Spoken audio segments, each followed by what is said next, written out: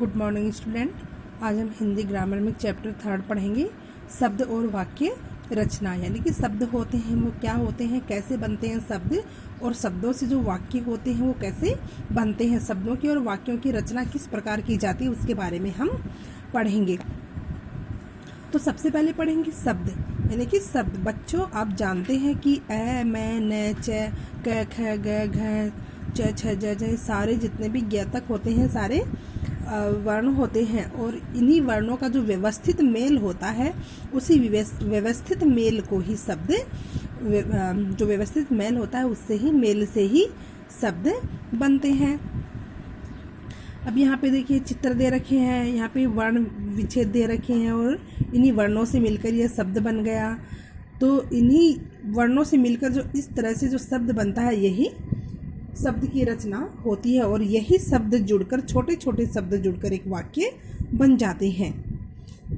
यहाँ पे उ प्लस प हलंत प्लस ए प्लस व हलंत प्लस ए प्लस न हलंत ए, तो उ प ए व ए न ए, इससे मिलके क्या बन गया, उपवन बन गया।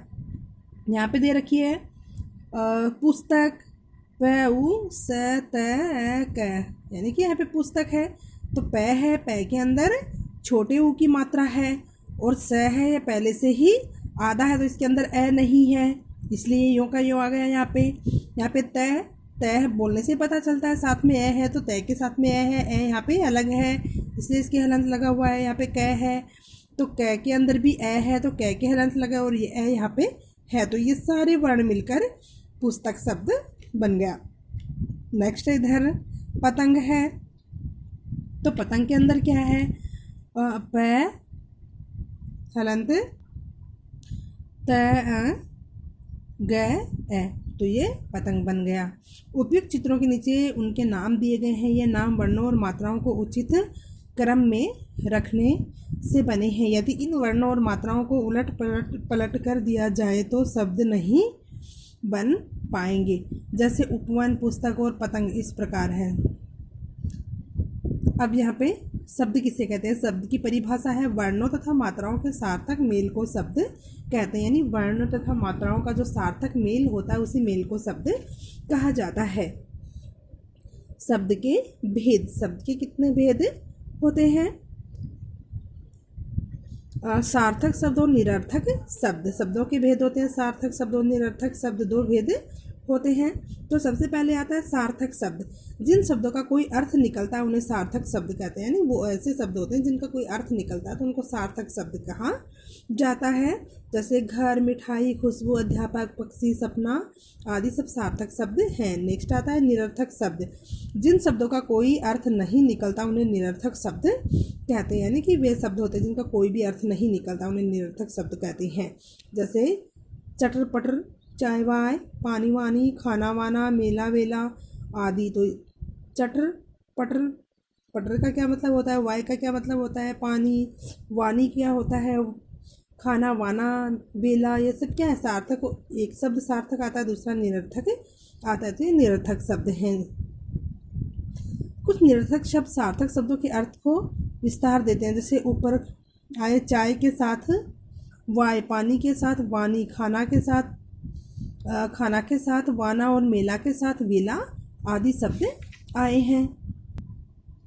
अपनी बात दूसरों तक पहुंचाने के लिए केवल शब्द ही पर्याप्त नहीं होते, बल्कि वाक्यों की भी आवश्यकता पड़ती है। शब्दों को उचित क्रम में रखने से वाक्य बनते हैं। जैसे शब्द होते हैं उनको उचित क्रम में जब रखा जाता है तो उससे वाक्य बनाए जाते हैं। बच्चे खेल रहे हैं, बच्चे हैं वो खेल रहे हैं। गीता नाच रही है, चित्रकार चित्र बना रहा है। तो ये शब्द हैं, और ये शब्द, बच्चे शब्द जुड़ गया, खेल शब्द जुड़ गया, रहे जुड़ गया, है जुड़ गया, तो ये शब्द जुड़कर क्या है, एक पूरा वाक्य बन गया। और इस शब्दों का ये शब्दों का जो सही उचित क्रम में जो शब्द लिखे गए हैं इन्हीं शब्दों से वाक्य बनते हैं। गीता नाच रही है, यानी कि गीता नाच रही है, अलग अलग शब्द हैं और ये शब्द क्रम में इनको लिख दिए, सही ढंग से इनको लिख दिया तो ये एक वाक्य बन गया। तो इस प्रकार से शब्दों से वाक्य बनते हैं। बच्चों, चित्रों के नीचे नहीं लिखे वाक्य कई शब्दों से मिलकर बने हैं। यदि इन शब्दों के स्थान बदल दिए जाए तो अर्थपूर्ण वाक्य नहीं बन पाएंगे। बच्चे खेल रहे हैं, बच्चे खेल रहे हैं तो बिल्कुल सही क्रम में लिखा हुआ है। हैं खेल बच्चे रहे, हैं खेल बच्चे रहे, तो ये क्या हुआ, ये समझ में नहीं आया, यानी कि ये इसका कोई सही क्रम नहीं है, इसलिए इसको वाक्य नहीं माना जाएगा। बल्कि सही वाक्य क्या होता है, जो सही ढंग से लिखा जाता है वही सही वाक्य होता है। गीता नाच रही है, सही वाक्य है। नाच है गीता रही, तो ये सही वाक्य नहीं है। चित्रकार चित्र बना रहा है, बना है चित्र, चित्रकार रहा, तो इस प्रकार से क्या है, ये सही वाक्य नहीं है। वाक्य शब्दों का सार्थक सुव्यवस्थित और क्रमबद्ध समूह वाक्य कहलाते हैं। वाक्य की परिभाषा शब्दों का सार्थक सुव्यवस्थित और क्रमबद्ध समूह जो होता है वो वाक्य कहलाता है। वाक्य के अंग, वाक्य के दो अंग होते हैं। वाक्य के दो अंग होते हैं, उद्देश्य और विधेय। तो सबसे पहले आता है उद्देश्य।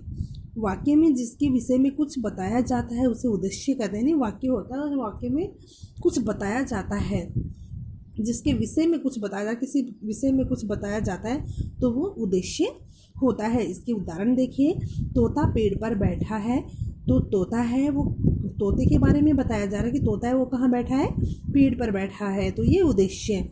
बच्चा खेल रहा है, बच्चे के बारे में बताया जा रहा है कि बच्चा है वो खेल रहा है। चारू पढ़ रही है, तो चारू है वो, चारू के बारे में बताया जा रहा है कि चारू है वो पढ़ रही है। इन वाक्यों में बच्चा, तोता और चारू के बारे में कोई ना कोई बात कही गई है, इसलिए सभी उद्देश्य हैं। नेक्स्ट आता है सेकंड, विधेय। उद्देश्य के बारे में जो कुछ भी कहा जाता है उसे विधेय कहते हैं। जो उद्देश्य होता है उस उद्देश्य के बारे में जो कुछ कहा जाता है वो विधेय कहलाता है। जैसे दादी ने कहानी सुनाई, दादी ने कहानी सुनाई, पारुल कक्षा में प्रथम आई, तो इसमें उद्देश्य है उसके बारे में कहा जा रहा है कि उद्देश्य है उसने क्या किया, तो वो विधेय कहलाता है। फूल खुशबू देते हैं। उपयुक्त वाक्य में रंगीन शब्द दादी, पारुल और फूल के बारे में बता रहे हैं, इसलिए वाक्य का रंगीन भाग विधेय है।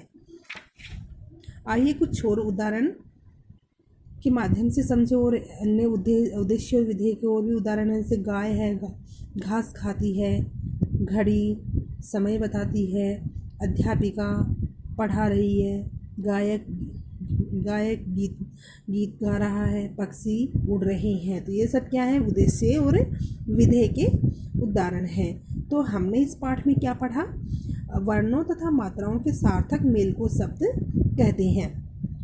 जिन शब्दों का कोई अर्थ निकलता है उन्हें सार्थक शब्द कहते हैं। जिन शब्दों का कोई अर्थ नहीं निकलता उन्हें निरर्थक शब्द कहते हैं। शब्दों का सार्थक सुव्यवस्थित और क्रमबद्ध समूह वाक्य कहलाता है। तो ये चैप्टर है, ये आपको अच्छे से पढ़ना है, इनकी परिभाषा ही आपको पढ़नी है। धन्यवाद।